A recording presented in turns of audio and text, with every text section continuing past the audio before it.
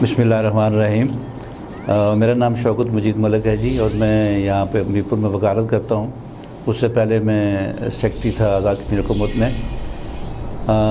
हमारा ये जो बोलो कश्मीर टीवी जो यहाँ पे शुरू हुआ है, बड़ी कामयाबी से ये लोगों के मसाइल और जो लोगों के मामलात हैं, ये जो हुकूमत वक्त है और जो उनके नाज़रीन उन तक पहुँचा रहा है। और सबसे खुशी की बात यह है कि ये बड़े मस्बत तरीके से अपने मामलात को आगे बढ़ा रहा है और माशरे के जो मस्बत मामलात हैं उनकी तरफ तवज्जो दे रहा है। मैं उम्मीद रखता हूँ कि अब कश्मीर जो है वो खुल के बोलेगा और इसकी जो बोलो कश्मीर की जो नशरियात हैं ये दुनिया पूरी में देखी जाएंगी। और जो जम्मू कश्मीर का जो मसला है जो 70 साल से चल रहा है और अभी तक पेंडिंग पड़ा हुआ है, ये चैनल जो है ये सही तरीके से लोगों तक उस मसले को पहुँचाने की अपनी सही में जो है वो अपना किरदार अदा करेगा। बहुत शुक्रिया।